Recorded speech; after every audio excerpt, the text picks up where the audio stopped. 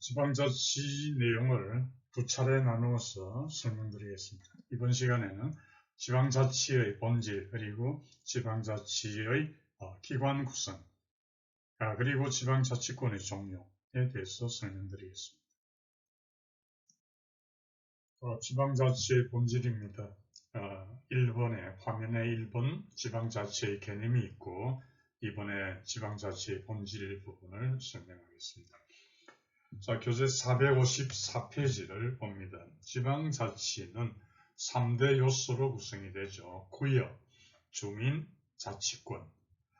구역, 주민, 자치권. 이 세 가지가 지방자치의 3대 요소가 됩니다. 지방자치라는 것은 여러 가지 개념을 가지고 있는데요. 일반적으로는 지역의 문제를 해당 지역의 주민들이 스스로 결정하고 처리하는 것, 이렇게 정의를 내리고 있습니다. 지방자치제도는 두 가지로 구성이 되는데요. 분리할 수가 있는데 하나가 주민자치, 그리고 단체자치가 됩니다. 주민자치를 먼저 보면 이 연결이 되는데요. 주민자치는 풀뿌리 민주주의, 그리고 나중에 설명할 고유건설, 전략건설하고 비교해서 고유건설하고 연결이 되겠습니다. 주민자치는 주민들이 참여를 해서 자치적으로 일을 처리하는 것이다. 그래서 이것은 정치적 의미의 그러한 자치다 라고 하며 영국과 미국에서 발달한 제도가 되겠습니다. 그래서 핵심적인 주민자치 내용을 보면요.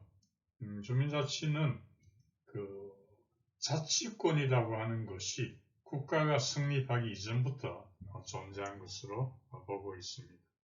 그리고 또 하나의 특징은 지방적인 그러한 사무라는 것은 중앙정부에 의해서 처리되는 것이 아니고 주민들에 의해서 혹은 주민들의 대표자를 통해서 자주적으로 처리한다. 이런 특징을 가지고 있습니다. 단체자치는요. 독일과 프랑스를 중심으로 발달해온 것이고 자치라는 것을 하나의 법적인 현상으로 이해하려고 하고 있습니다. 다시 말해서 법에 의해서 국가가 부여한 그런 권리다, 이렇게 인식을 하고 있는 것입니다. 그래서 단체자치는 법률적 의미의 자치다, 이렇게 보고 있고요. 앞에서 말한 주민자치는 정치적 의미의 그러한 자치라고 한다면 단체자치는 법률적 의미의 자치다. 그래서 이 두 가지를 한번 비교해서 설명을 간단히 드리면, 우선 주민자치는 자치권이라고 하는 것이 주민으로부터 나온다, 이렇게 보고 있고요. 단체자치는 이에 비해서 중앙정부 혹은 국가가 인정해서 나오는 것이다, 이렇게 자치권을 보는 관점이 다르다, 이렇게 보고요. 그리고 해당 국가는 주민자치는 영국과 미국이라고 말씀드렸고 단체자치는 독일, 프랑스, 우리나라도 이 단체자치에 해당이 되겠습니다. 그리고 자치라는 것의 의미가 어떻게 되는가 하면 주민자치는 주민으로부터 권력이 나온다. 그래서 정치적 의미, 이렇게 이야기하고 있고요. 단체자치는 법에 따라서 법이 권한을 부여한다고 하니까 이것은 법률적 의미로 해석이 되고 있습니다. 중앙으로부터의 통제를 보면은 주민자치는 중앙 통제가 약합니다. 그래서 여기는 입법 통제, 사법 통제가 있고요. 단체자치의 경우를 보면 중앙 통제가 강하다. 이것은 행정적 통제가 이루어진다, 이렇게 봅니다. 그리고 중앙하고 지방 간의 관계를 보면요, 주민자치는 수평적인 그런 관계라고 한다면 단체자치는 수직적인 그런 관계로 이해를 하면 되겠습니다. 그리고 지방정부의 형태에 있어서 주민자치는 나중에 설명하겠지만 기관 통합형이 됩니다. 기관 통합형인데 이에 비해서 단체자치는 기관 대립형이다. 이렇게 봅니다. 대립이라는 것은 의회 또는 단체장 이렇게 대립하는 형태들 그 말씀이 되는 것이죠. 그래서 이 주민자치와 단체자치는 그 성격이 좀 다르죠, 그죠? 그러나 현대 사회가 이제 진행되면서 이 두 가지가 서로 좀 접근하고 있다 이렇게 볼 수 있는데요. 그래서 이것은 우리나라의 경우 아까 제가 말씀드렸잖아요. 우리나라는 단체자치에 속한다. 일본도 그렇지만 그런데 이게 이제 주민자치가 좀 추가되는 쪽으로 가고 있다. 그게 어디서 볼 수 있는가 하면 이번에 개정법이 주민자치법이 2022년 1월 13일부로 이제 시행에 들어가면서 제1조가 조항이 좀 바뀌었습니다. 이전에는요, 그 목적에 있어서 지방자치단체의 종류와 조직 및 운영에 관한 사항을 정한다. 이렇게 되어 있거든요. 지방자치단체의 종류와 조직 및 운영에 관한 사항을 정하고 이렇게 되어 있는데 여기에 추가되는 것이 있는데요. 이번 22년 1월 13일 시행에 있어서는 방금 말씀드린 그 내용하고 거기다가 주민의 추가되는 것이요. 주민의 지방자치행정 참여에 관한 사항, 주민의 지방자치행정 참여에 관한 사항 이게 추가된다는 것은 주민자치가 좀 더 접근하고 양자가 추가됨으로써 양자가 접근하고 있다 이렇게 볼 수 있겠습니다. 화면 이번에 보면 지방자치의 본질이 나오는데요. 여기에서는 세 가지가 설명이 되겠습니다. 하나가 이제 고유건설이고요, 전례건설, 그리고 제도적 보장설 이렇게 됩니다. 같이 한번 살펴보면요. 교재는 456페이지가 되겠습니다. 고유건설은 지방에는 그 고유한 지방자치권이 원래부터 있어 왔다 이런 이야기가 되는 것이죠. 그래서 여기를 뒷받침해 주는 것이 보충성의 원칙이 됩니다. 보충성의 원칙이라는 건 뭐냐면 지방자치단체가 할 수 있는 일은 지방자치단체가 먼저 하고요. 그게 잘 안 될 때만 이제 중앙정부가 보충하라, 관여해서 일을 해결하라 이런 내용이거든요. 이게 이제 고유건설이 되겠습니다. 자, 교재 457페이지를 보면요. 1번 맨 윗줄에 고유건설입니다. 그래서 이것은 국가 권력은 두 번째 줄입니다. 국가 권력은 지방자치단체의 정치적 지배권을 승인할 뿐 그것을 제한하거나 외부로부터 그것을 창조하거나 할 수 없다는 것이 요점이다. 이렇게 보고 있습니다. 자, 두 번째 전례건설을 봅니다. 이것은 뭐냐면 지방자치권은 국가가 부여한 것이다. 이렇게 보고 있는 것이죠. 그래서 대표적인 인물이 헤겔입니다. 헤겔을 위시한 독일의 공법학자들의 주장인데요. 그래서 교재를 보시면 전례건설은 지방자치단체의 자치권은 국가로부터 위탁받은 것이고 지방자치단체에 고유한 것은 아니다. 수탁설이라고도 하고요. 그리고 지방자치단체는 법률의 창조물 세 번째 줄에 있죠. 그렇게 되어 있습니다. 이제 세 번째로 보면 제도적 보장설이 있는데요. 이게 제도적 보장설이라고 하는 것은 뭐냐면은 우리나라도 이게 보장이 되어 있는데요. 우리나라 헌법입니다. 헌법에 지방자치를 규정하고 있기 때문에 그 제도적으로 보장하고 있는 것이죠. 그게 바로 제도적 보장설이다. 그래서 읽어보면 헌법에 의해 제도적으로 보장되고 있는 권리다. 이게 바로 제도적 보장설이 됩니다. 그래서 오늘날 가수설은 이 제도적 보장설이다. 이렇게 보면 되겠습니다. 세 번째, 우리나라 지방자치의 연역입니다. 교재 458페이지를 보시면 되겠고요. 두 번째 줄에 우리나라 지방자치의 연역이 나오는데 이 부분이 2022년 올해 국가직 7급에 출제가 되었습니다. 연역을 간단히 살펴보면요. 중요한 것을 중심으로 보면요. 1949년 동그라미 치시고 지방자치법 제정, 그리고 전쟁으로 인해서 지방 선거를 실시하지 못하다가 1952년에 지방의회 의원 총선거 실시, 1952 동그라미 치시고요. 이 1952가 이번 22년 국가직 7급에 출제가 되었습니다. 두 번째 파라그래프 보면은 1995년 6월에 4대 지방선거 실시, 이것도 95년 동그라미 치시고요. 그리고 우리나라 지방자치 연역을 쭉 살펴보면요. 우리가 신중앙 집권이라는 것과 신지방 분권이라는 것이 내포되어 있다는 것을 알 수가 있습니다. 가장 최근 2022년 1월 13일 날 시행에 들어간 지방자치법의 개정, 이 부분이 가장 최근의 것이죠. 그래서 그 흐름을 보면 집권하고 분권이 내포되어 있는데 그 신중앙 집권화 그리고 신지방 분권화에 대해서 간단히 소개를 드립니다.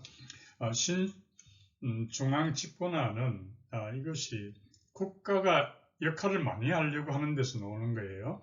예를 들어서 순수하게 무슨 야경국가 이 차원이 아니고 복지국가 실현, 이런 적극적인 면을 강조하다 보면 전국적으로 같은 질의, 그러니까 균질적인 수준의 행정을 실시해야 되겠다. 이런 의도에서 집권이 모색이 되는 거예요. 신중앙 집권화가 이루어집니다. 또 말이죠. 각종 세원이 편제가 되어 있습니다. 고르게 되어 있는 것이 아니고, 따라서 지자체 간의 어떤 재정력의 격차가 날로 커지고 있다. 그러니까 이런 것들은 국가 차원에서 조정을 해줘야 된다. 이런 의미에서 신중앙 집권화 현상을 볼 수 있고요. 아울러 또 신지방 분권화 현상도 볼 수가 있는데요. 그것은 신지방 분권화라고 하는 것은 왜 그런가 하면 정보기술이 발달이 되지 않았습니까? 그러면 어디서든 근무가 가능한 거예요. 그렇기 때문에 인구가 분산이 되지 않겠습니까? 그 분산이 바로 지역사회의 어떤 복원이라고 할까요? 이런 것들을 가져옴으로써 신지방 분권 이렇게 볼 수가 있고요. 또 하나는 어떤 불균형, 지역 간의 어떤 불균형, 이런 게 발생할 경우에 시정하기 위해서 또 지방 분권이 필요하게 되겠습니다. 우리나라의 지방 분권은 그러면 어떤 상태냐 한번 보시면요. 1999년도에 그 지방이양추진위원회가 설치가 됩니다. 지방이양추진위원회는 대통령 직속이고요. 그리고 2003년도에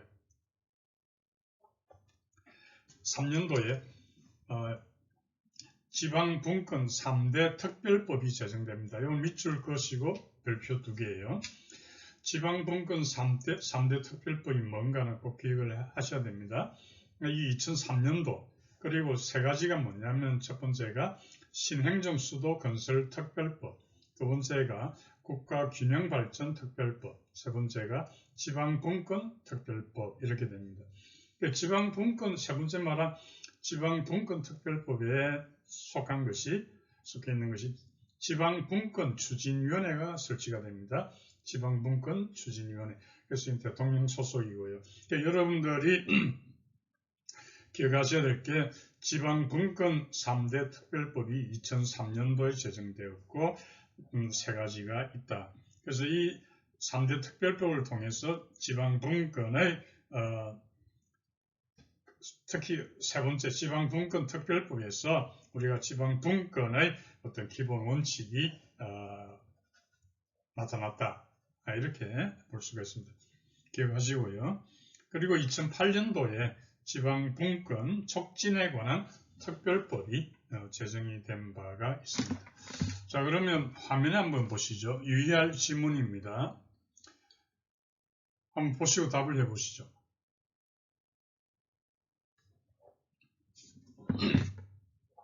다음 중 집권과 분권에 대한 우선순위에서 나머지와 다른 입장이다. 어느 것이냐. 그래서 1번에 보면 보충성의 원칙입니다. 보충성의 원칙은 기초단체가 할 수 있는 일은 광역자치단체가 관여하지 마라 이런 말이에요. 또 지방자치단체가 담당하기 어려운 사무에 한해서 중앙정부가 나서라 이런 내용이 보충성 원칙입니다. 두 번째 있는 딜런의 규칙이라고 하는 것은 뭐냐면 이것은 중앙과 지방 간의 관계를 수직적으로 보는 그런 규칙이 되는데요. 요지는 뭐냐면 지방정부의 권한은 주정부로부터 나온다. 주정부로부터 나온다. 주정부를 우선시한다는 것을 알 수가 있죠. 세 번째가 홈룰 제도입니다. 법칙입니다. 그래서 이것은 뭐냐면 지방정부는 주정부의 피조물로서 명시적으로 위임된 사항 말고 그 외에도 포괄적인 권한을 가진다. 이게 홈룰 제도입니다. 그러니까 기초단체의 경우에 지방정부의 경우에 권한을 인정해주는 그런 형태가 되겠죠. 네 번째가 티브가슬. 티브가슬은 여러 차례 언급했지만 관련 지어 본다면 티브가슬은 지방공공재는 지방정부에 맡긴다는 게 티브가슬에 포함되어 있죠. 따라서 상이한 입장, 다른 입장을 취하는 것은 2번이 되겠습니다. 지방자치단체의 종류, 먼저 일반 단체와 특별단체로 구분이 되는데요. 이것은요, 일반 자치단체는 그 행정구역 중심이고요. 특별지방자치단체는 특정의 행정구역을 벗어나는 어떠한 행정수요, 그걸 처리하기 위해서 만든 거다. 이렇게 보면 됩니다. 그래서 일반 지방자치단체는요, 우리나라의 현재 특별시, 광역시, 도, 시군구 이런 것들이 다 물론 특별자치도, 시도 해당이 되겠죠. 이런 것들이 바로 일반 지방자치단체고요. 우리가 보통 지방자치단체라고 할 때는 이 일반 지방자치단체를 말하는 것입니다. 두 번째가 이제 특별지방자치단체인데요. 방금도 이야기했지만 행정구역 중심이 아니고 행정구역을 벗어나서 어떤 행정수요를 처리하기 위해서 만든 단체가 되겠는데요. 우리나라의 경우는 대표적인 것으로 지방자치단체 조합이라는 게 있습니다.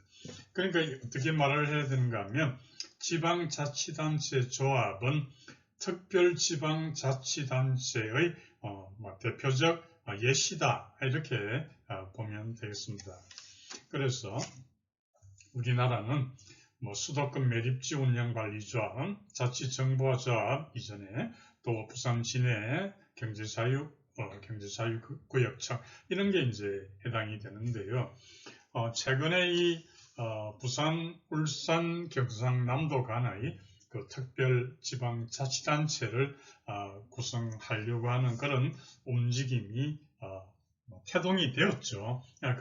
그런데 아직 여러 가지 문제로 좀 진행이 잘 추진되지는 않고 있는 그런 각 경상남도는 남도대로, 울산시는 울산대로, 또 부산은 부산대로의 어떤 이해관계가 얽혀 있기 때문에 그렇다고 볼 수 있겠습니다. 기관 구성에 들어가면 기관 통합형하고 그리고 기관 대립형으로 구분해서 설명을 합니다. 그런데 그걸 하기 전에 무슨 화면을 한번 보시죠. 지방자치법 개정입니다. 2022년 올해 1월 13일 시행으로 해가지고 구성 형태를 달리할 수가 있습니다. 주민투표를 통해서. 그러니까 지금까지 우리가 기관 대립형으로 돼 있잖아요. 그죠? 따라서 그걸 달리할 수 있는 거예요. 주민투표로. 우리 시는 대의원을 통해서 지방의회에서 시장을 뽑는다든지 이런 여러 형태로 달리해서 할 수가 있게 되었다는 이야기입니다. 자, 그러면 밑에 유의할 지문을 한번 보시죠. 이 내용이 맞는지 틀린지를 한번 판단해 보시죠. 우리나라는 기관 구성에서 기관 대립을 원칙으로 하되, 기관 통합이 아니고 기관 대립을 원칙으로 하되 주민투표를 거쳐 조례로 정하는 바에 따라 지방자치단체마다 달리 정할 수 있다. 맞는 지문입니까? 틀린 지문입니까? 답은 틀린 지문입니다. 방금 제가 그랬죠. 주민투표를 통해서 가능하다고 그랬죠. 그런데 왜 틀린가? 그 이유는요. 조례로 정하는 바에 따라가 틀린 부분이 되는 거예요. 법률이 정하는 바에 따라 이렇게 돼야 되는 거예요. 그래서 틀린 지문이 된다는 것을 유의하시기 바랍니다. 기관 통합형하고 대립형이 있는데요. 대립형이 이번에 2022년 7급 국가직에 출제되었던 문제입니다. 자, 기관 통합형은요, 주로 의원 내각제 국가에서 의결기관하고 집행기관이 상호 통합되는 그런 형태다. 따라서 장점으로는 이게 권한이요, 의회에 집중이 됩니다. 따라서 그 의회가 바로 주민의 대표기관이지 않습니까? 그렇기 때문에 책임 정치 구현에 적합하다 이렇게 볼 수 있고요. 둘째 또 하나는 통합이 되어 있으니까 서로 간의 어떤 대립 이런 게 없다. 그렇기 때문에 지방행정의 어떤 안정성을 확보할 수가 있다. 이렇게 볼 수 있습니다. 그러나 단점으로서는 아무래도 통합이 되니까 견제와 균형은 좀 발휘되기가 어렵다. 이렇게 보는 것이죠. 두 번째 이제 기관 대립형입니다. 그래서 이건 우리나라가 기본적으로 취하고 있는 형태가 되겠는데요. 그래서 그것은 화면에 있는 세 가지 형태로 볼 수가 있습니다. 교재는 461페이지입니다. 강 시장 의회형이 있고요. 강 시장은 시장이 아주 큰 권한을 가지는 것이고, 약 시장의 경우는 그렇지 않은 거죠. 약 시장은 미국의 기초자치단체의 경우에 해당이 되는 것입니다. 그래서 의회가 상당한 감독을 행사한다. 시장의 권한 범위가 매우 제약되어 있다. 이렇게 볼 수 있고요. 세 번째가 의회 시지배인형이다. 이것은 집행기관을 실질적으로 총괄하는 시의 지배인을 의회가 선임한다. 그렇기 때문에 시장은 명목적인 기능만 수행하게 되겠습니다. 어쨌든 이 기관 통합형, 기관 대립형에서 여러분 기억하셔야 될 것은 이번 2022년 1월 13일 시행되는 법 개정으로 인해서 우리나라는 기관 대립형을 취해야만 한다 이런 식의 지문이 나오면 틀린 지문이 되는 거예요. 주민투표로서 자율적으로 정할 수가 있는데 그것도 조례가 아닌 법률에 따라서 해야 된다. 이걸 잘 기억하시기 바랍니다. 이번에 기관입니다. 집행기관 그리고 의결기관입니다. 교재 463페이지를 보시고요. 밑에서 5번째 줄에 지방자치단체장이 있습니다. 거기에 밑줄을 그으시고요. 밑에서 2번째 줄 자치단체장의 임기는 4년 거기서부터 그 다음 줄까지 밑줄 긋고 별표 2개 하시죠. 자치단체장의 임기는 4년, 4자의 동그라미, 계속 재임은 3기, 3의 동그라미, 그 다음에 신분은 정무직 동그라미. 기본적인 거지만 잘 기억하시기 바라고요. 다음 페이지 보겠습니다. 권한에 들어가서 나에 보면 의회 운영과 관련된 권한이 있습니다. 그래서 그 부분은 잘 기억을 해야 되고요. 거기에 임시회의 소집 요구권 거기도 밑줄 그으시고 별표 하나. 나에 보면 의결에 대한 제의 요구권 거기에 줄 긋고 별표 둘. 그 다음에 밑에서 두 번째 줄 다 예산상 집행 불가능한 의결의 제의 요구권 밑줄 긋고 별표 하나. 그래서 제가 나의 두 번째 이야기한 제의 요구권은 매우 중요하다. 잘 기억을 해야 되겠습니다. 자, 제의 요구권을 한번 보겠습니다. 제의 요구권은요, 어떤 경우에 제의를 요구하는가 이것을 기억해야 되거든요. 거기에 지방자치단체장부터 쭉 내려가서 확정될 수 있다까지 밑줄 그으시고 별표 둘 하시죠. 그래서 지방의회 의결이 월권 또는 법령에 위반되거나 공익을 현저히 해한다고 인정되는 경우에 20일 이내 20일 동그라미 하시고 제의를 요구합니다. 할 수 있다. 20일입니다. 그 다음에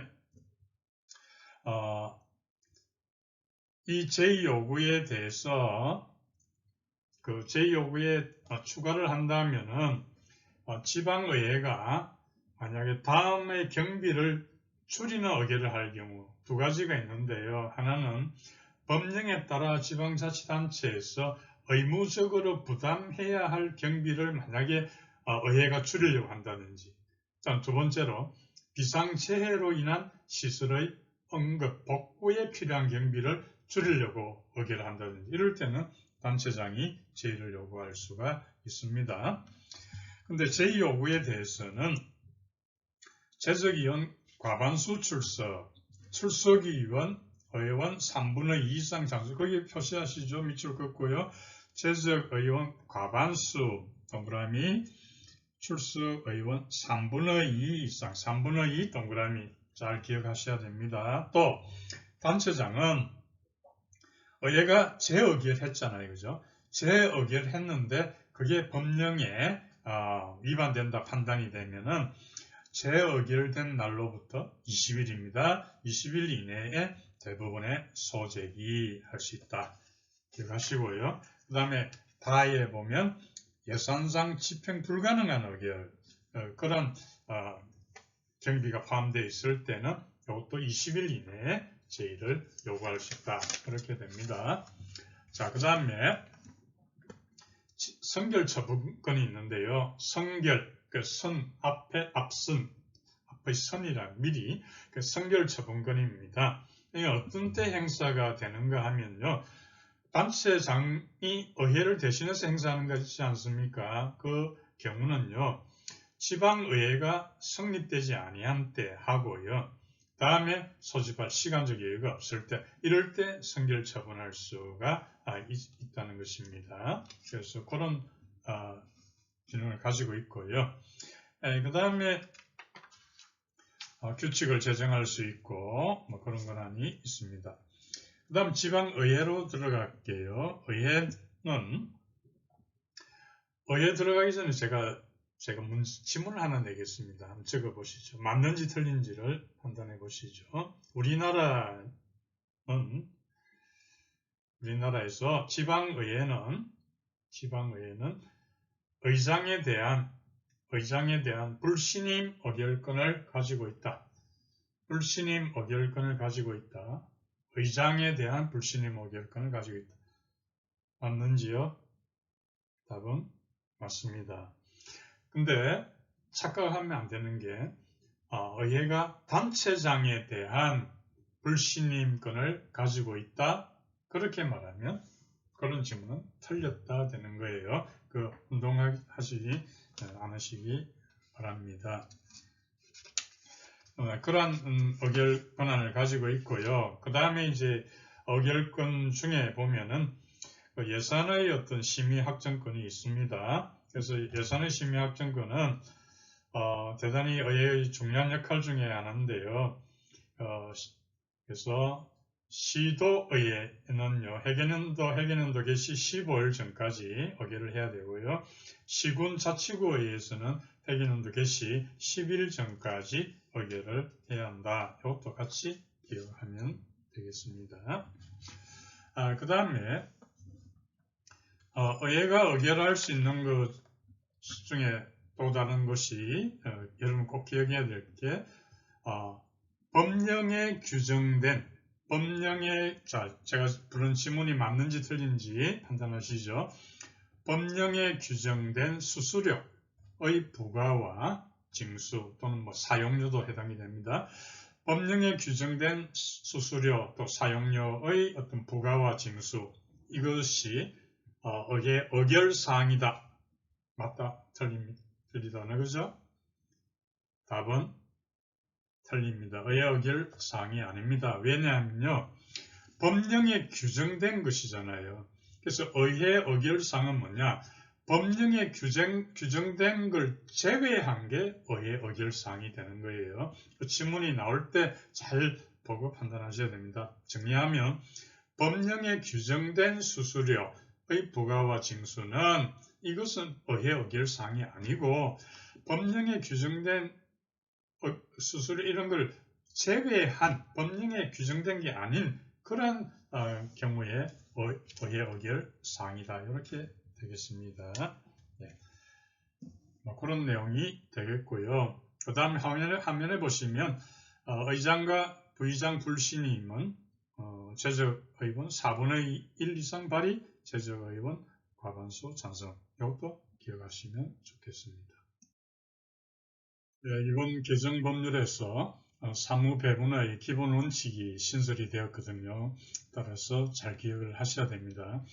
첫 번째가 중복배분 금지입니다. 이건 뭐냐 하면 국가와 지방자치단체 간에 또 지방자치단체 상호 간에 어떤 사무를 중복하지 않도록 배분하라 이런 이야기고요. 두 번째는 보충성 원칙입니다. 이것은 뭐냐? 지역 주민생활하고 밀접한 관련이 있는 사무. 이거는 원칙적으로 시군자치구한테 주고 시군자치구가 처리하기 어려운 사무는 시도사무로 시도가 처리하기 어렵다면 국가사무로 배분하라. 이 원칙이고요. 자, 문제가 이제 포괄적 배분 원칙인데 이것은 뭐냐 하면 어떤 배분을 해줄 때 그 받은 자치단체가 종합적으로 일을 할 수 있도록 관련 사무를 포괄적으로 배분하라. 그 원칙이 되겠습니다. 그 다음에 이제 사무의 종류에 들어갔어요. 세 가지가 있습니다. 자치사무부터 보면요. 자치사무는 우리가 고유사무라고도 하죠. 고유사무라고도 하고요. 법령에 보면 이것은 뭐뭐를 행한다. 지방자치단체는 뭐뭇을 행한다. 이렇게 되어 있는 경우고요. 그래서 전국적인 이해보다는 지방적인 이해관계가 큰 사무를 자치사무라고 합니다.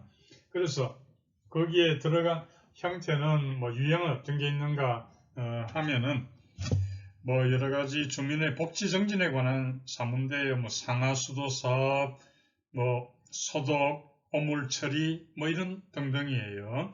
이런 것들이 고유 사무에 해당이 되겠습니다. 여기서 한 가지 여러분들이 유의해야 할 것은 뭐냐 하면은 이 자치사무에 대해서 국가가 감독을 하겠죠. 국가가 감독을 하는데 이 국가의 감독에서 적극적인 감독은 배제한다는 겁니다. 이걸 기억해야 됩니다. 적극적 감독이라는 건 어떤 게 해당되는가 하면 예방적 감독이라든지 함목적적 감독이라든지 이런 것이 적극적 감독에 해당되는데 국가감독에서 이런 적극적 감독은 배제된다. 그렇게 알면 되겠습니다. 자, 두 번째 단체 위임 사무입니다. 이것은 동시에 가지는 거죠. 지방의 이해관계, 전국의 이해관계, 이걸 동시에 가지는 단체 위임 사무가 되겠습니다. 그래서 조례 제정도 가능합니다. 조례로 제정할 수가 있어요. 아까 말한 자치사무는 당연히 조례 제정이 가능한데요. 나중에 설명할 기관 위임 사무는 조례 제정이 불가합니다. 원칙적으로 불가하다. 이렇게 보시면 되고요. 그래서 이제 단체 위임 사무를 보면요. 이것은 위임이 되는 그런 사무거든요. 그래서 국가하고 지방이 공동 책임을 지게 됩니다. 그러니까 법령에 보면은 지방자치단체에 위임한다 이렇게 되어 있는 사무가 바로 단체 위임 사무에 해당되겠습니다. 따라서 전염병 예방, 도로 유지, 보수 이런 게 해당이 되겠습니다. 보건소 설치 운영 이런 게 해당이 되겠죠. 다음 기관 위임 사무입니다. 기관 위임 사무는 아까 이야기했지만 반드시 규칙으로 제정해야 됩니다. 기관 위임 사무에 대해서는 조례로 만약에 규정했다면 어떻게 되나요? 그것은 무효가 됩니다. 무효가 됩니다. 그리고요. 또 하나 기억해야 될 게 우리가 전에는 그 가족관계 등록사무 이런 게 자치사무에 해당이 됐거든요. 근데 그게 이제는 옮겨져 가지고요. 기관 위임 사무로 이동을 했습니다. 그래서 가족관계 등록사무는 이제는 기관 위임 사무다. 이렇게 이해하시면 되겠습니다. 그래서 세 가지 그 유형에 대해서 소개드렸습니다. 자치입법권입니다. 자치권 중에는 자치입법권, 또 자치행정권, 자치조직권, 자치재정권 다 있는데 자치사법권은 없습니다. 자, 그러면 자치입법권부터 살펴봅니다. 교재 476페이지입니다. 하단부에 보면 자치입법권이 있습니다. 헌법 제117조 제1항에서 지방자치단체는 법령의 범위 안에서 자치에 관한 규정을 제정할 수 있다. 이렇게 이야기하고 있고요. 조례하고 규칙은 각자 그 독자적인 영역을 가진 그런 상호 병렬적인 그런 법원이다. 이렇게 이해할 수가 있습니다. 물론 충돌이 될 때는 조례가 우선됩니다. 자, 오른쪽에 조례 제정권을 보겠습니다. 조례라고 하는 것은 지방의회가 의결로서 제정하는 법이고요. 규칙은 단체장이 그 위임한 범위 내에서 제정하는 법이 되겠습니다. 그래서 조례 제정권을 먼저 보면은 조례는 그 법령의 범위 안에서 이렇게 됩니다. 그래서 자치입법권이 좀 제한이 되고 있다 이렇게 볼 수 있는데요.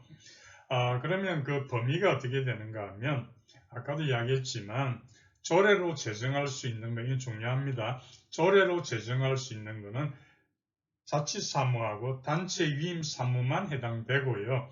기관 위임 사무에 대해서는 조례를 제정할 수 없다. 잘 기억을 하시기 바랍니다. 자, 그 다음 페이지 넘어가면 규칙 제정권 이렇게 나오고요. 규칙 제정한다는 것은 그 지방자치단체장이 정하는 거예요. 그래서 그 소관 사무 범위가 어떻게 되는가 하면 이것은 조례와는 달리 구분이 없어요. 그래서 그 말은 뭐냐면 조례는 기관 위임 사무도 대상이 될 수 있다는 거예요. 아까 조례하고의 차이점을 잘 기억하시기 바랍니다. 그 다음에 세 번째 벌칙 규정인데요. 벌칙은 조례로만 가능합니다. 그래서 규칙으로는 벌칙을 정할 수가 없다는 것도 기억하기 바랍니다. 네 번째 이제 자치법권의 제정 절차에 대해서 보겠습니다. 조례안의 발안입니다. 이 발안이 개정이 됐거든요. 무슨 말인가 하면 종전에는 조례안의 발안이 단체장이나 재적의원 5분의 1 이상 혹은 의원 10인 이상이 발의하는 걸로 되어 있는데요. 이게 이제 규정이 바뀌어 가지고 단체장이나 조례로 정하는 수 이상의 지방의회 의원 이렇게 되어 있습니다. 조례로 정하는 의원 수 이상 그 사람들이 찬성할 때 발의가 된 그래서 자율화한 느낌이 많이 있는 그런 개정이 되겠습니다. 그 다음 두 번째가 이제 심의 의결입니다. 심의 의결은 과반수 재적 의원 과반수 출석하고요. 그 다음 출석 의원 과반수 찬성으로 의결이 됩니다. 가부 동시일 때는 부결된 것으로 합니다. 자, 그 다음에 조례안의 이송이 있습니다. 이거는 숫자를 기억해야 되는데요. 조례안이 지방의회에서 의결이 되면은 지방의회 의장은요 의결된 날로부터 5일 이내입니다. 5자에 동그라미 치시고 단체장에게 이송해야 됩니다. 그러면 이제 단체장은 이송을 받으면 조례안을 이송받은 거예요. 그러면 20일 이내에 공포해야 됩니다. 20일 동그라미 치시고요. 그런데 단체장이 받아보니까 조례안에 대해서 좀 이의가 있다. 그러면 이유를 붙여서 지방의회로 돌려보냅니다. 그걸 환부한다. 환부를 하고 제의를 요구합니다. 다시 해달라 요구할 수가 있습니다. 이때 조례안의 일부에 대해서는 할 수 없어요. 또 조례안을 수정해서 제의 요구할 수도 없습니다. 그러면 이제 그 다음에 지방의회가 제의를 요구받으면 다시 제의에 붙이겠죠. 그때는 재적의원 과반수 출석이고 출석의원 3분의 2입니다. 숫자 3분의 2 동그라미 치시고요. 찬성으로 전과 같은 의결을 하면 그 조례안은 조례로 확정이 되게 되겠습니다. 그리고 조례와 규칙은 공포한 날로부터 20일이 지나면 효력이 발생한다. 그렇게 알면 되겠습니다.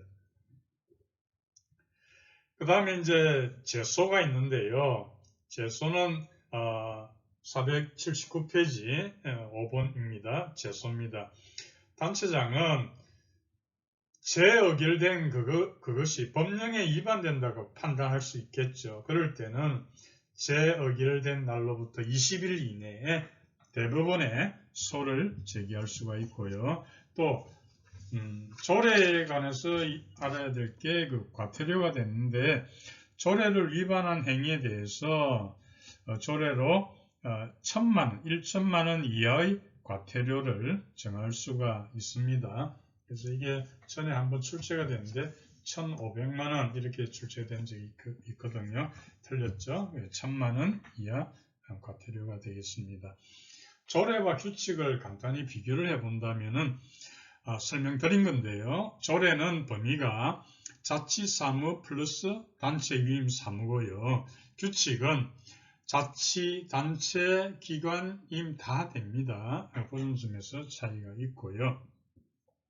그 다음에 조례는 법령의 범위 안이고 규칙은 법령과 조례의 범위 안에다. 이렇게 됩니다. 그리고 양자의 관계를 보면 형식상 우열은 없습니다. 형식상 우열 없습니다. 그러나 아까도 이야기했지만 양자가 공동으로 적용되는 사항에서는 조례가 규칙보다 우선한다. 이 점도 기억하시면 되겠습니다. 또 하나 기억하셔야 될 게 이 조례는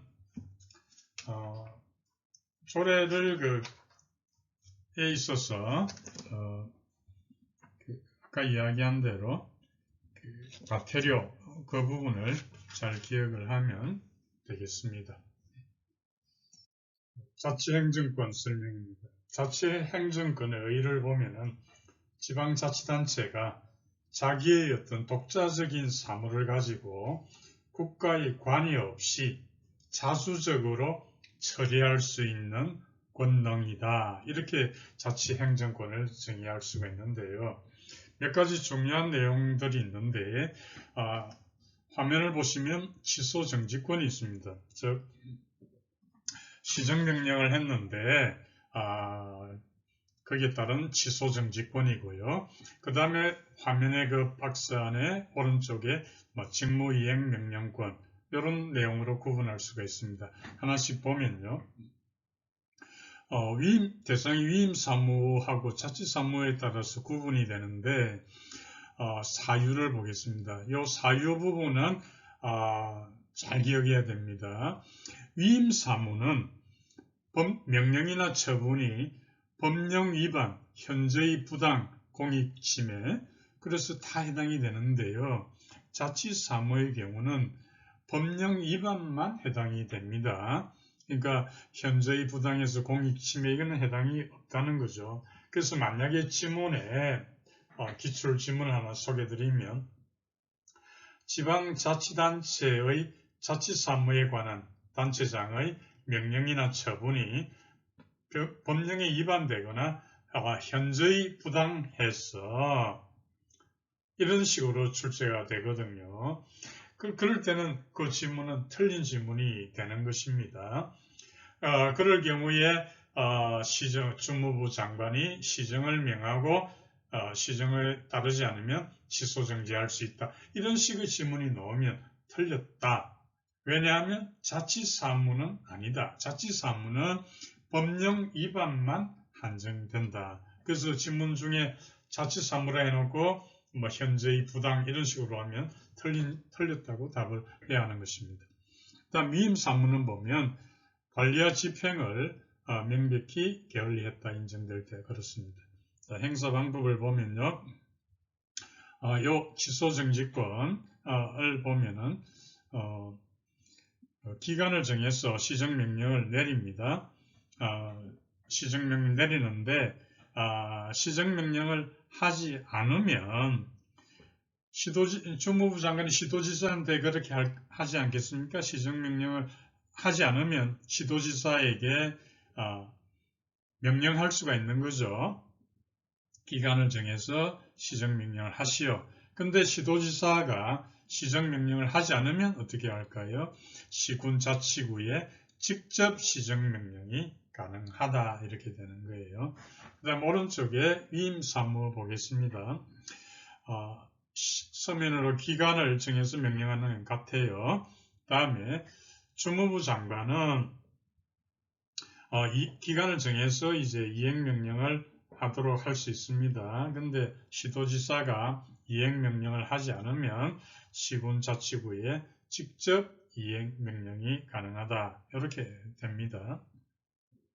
그래서 이쪽에 이제 취소정지권의 경우 그리고 직무이행명령권의 경우 잘 구분해서 특히 자치사무의 경우는 법령 위반에만 국한된다는 거 잘 기억을 해야 되겠습니다. 그 다음에 이제 우리가 지방의회 의결에 대한 통제도 있거든요. 지방의회 의결에 대해서는 이번에 그 신설이 됐는데 기초자치단체의 그 기초지방의회 의결에 대한 통제가 중앙정부로서는 대책이 없었거든요. 근데 그게 신설이 돼 가지고요. 시군자치구의 의회, 시군구 의회 의결이 법령에 위반됨에도 불구하고 시도지사가 제의를 요구하지 아니하면은 주무부 장관이 시군구청장에게 직접 제의를 요구하게 할 수 있다. 이렇게 신설이 되었거든요. 또 제의를 요구받은 단체장이 제의 요구를 하지 않으면 주무부 장관이나 시도지사는 7일 이내에 대법원에 제소할 수가 있다. 요 내용은 그 지방의회 의결에 대한 통제 부분이 되겠습니다. 잘 기억을 해야 되겠습니다. 예, 3번 자치조직군입니다. 자치조직이라고 하는 것은 지방자치단체가 자기 사무를 수행하는데 조직이 필요하지 않겠습니까? 그 조직을 자주적으로 설치할 수 있는 권한, 이게 자치조직군이 되겠습니다. 그래서 그 과정을 보면은 교재 483페이지입니다. 위에서 세 번째 줄에 우선 그 제도가 변화가 됐는데요. 세 번째 줄에 보면 총정원관리제도에서 1997년에 표준정원제도로 바뀌었고요. 다시 2007년에 총액임금비제로 바뀌었다가 다시 2014년도에 기준임금비제로 변경이 됩니다. 예, 그런 내용들을 이해하시면 되겠습니다. 그래서 총액임금비제가 기준임금비제로 바뀌었잖아요. 그죠? 그래서 이걸 좀 더 설명을 드리면 총액임금비, 그러니까 기준임금비제로 이렇게 쭉 가면서 지방자치단체의 자율권이 좀 더 커졌다, 이렇게 볼 수 있겠습니다. 그래서 맨 마지막에 있는 기준임금비제라고 하는 것은 행안부에서, 행정안전부에서 기준임금비만 제시를 하고요. 지방자치단체별 정원 관리는 좀 자율적으로 하도록 그렇게 하고 있습니다. 그래서 교재 484페이지에 보면 표 11-4가 있는데요. 그 표를 보시면 총액임금비와 기준임금비를 비교해서 설명하고 있고요.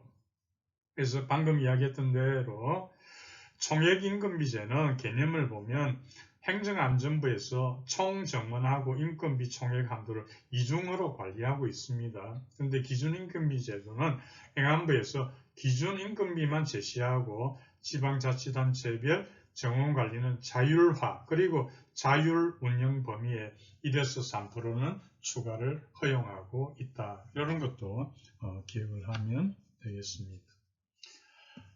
자치재정권 보시겠습니다. 조세법률주의가 핵심 개념이 되겠죠.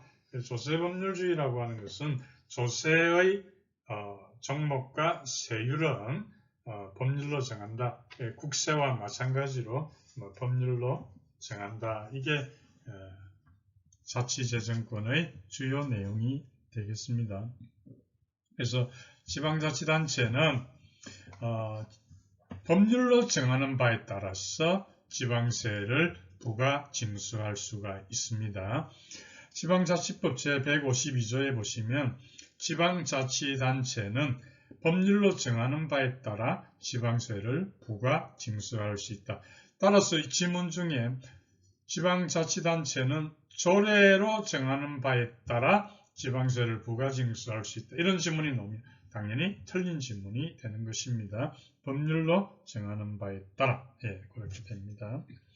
그리고요, 기금 문제인데 지방자치단체는 기금을 설치할 수가 있습니다. 지방자치법 제159조에 보면 지방자치단체는 행정 목적을 달성하기 위해서나 혹은 공익상 필요한 경우에 재산을 보유하거나 특정한 자금을 운영하기 위한 기금을 설치할 수 있다. 이렇게 되어 있습니다. 기금을 설치할 수 있다. 그리고 기금의 존속 기한은요, 목적 달성을 하는데 필요한 최소한의 기간인데 그 기간은 5년을 초과할 수 없다. 이것도 기금과 관련해서 알아두시면 되겠습니다. 자치교육제와 자치경찰제입니다. 자치경찰과 관련해서는 이걸 말씀드리죠. 자치경찰제는 전국적으로 시행되고 있습니다. 다만 자치경찰단 제도는요, 제주특별자치도에만 시행하고 있습니다. 다시 한번 이야기하면은 자치경찰단은요, 제주특별자치도 자치경찰위원회 소속으로 자치경찰단이 있고요. 그러니까 다른 데는 없는 거죠. 자치경찰제는 전국적으로 실시되고 있다. 이렇게 이해하시면 됩니다. 그리고 시도자치경찰위원회의 구성에 대해서는 좀 아셔야 되는데요. 시도자치경찰위원회 위원장하고 위원이 있습니다. 임기는 3년이고요. 연임할 수 없습니다. 구성을 보면은 시위원장 1명을 포함한 7명의 위원으로 구성을 하고요. 그리고 위원장하고 1명의 위원은 상임으로 하고 5명의 위원은 비상임으로 한다. 그렇게 이해하시면 되겠습니다. 그 다음에 교육자치를 보면요. 집행기관은 지방자치단체하고 교육자치조직으로 분리되어 있습니다. 그러나 의결기관은 시도의회로 통합이 되어 있는 하나의 절충형에 가깝다. 그렇게 설명할 수가 있겠습니다. 지방자치 본질에 이어서 기관 구성 그리고 자치권의 종류에 대해서 설명드렸고요. 자치 재정에 대해서는 파트를 달리해서 설명드리도록 하겠습니다.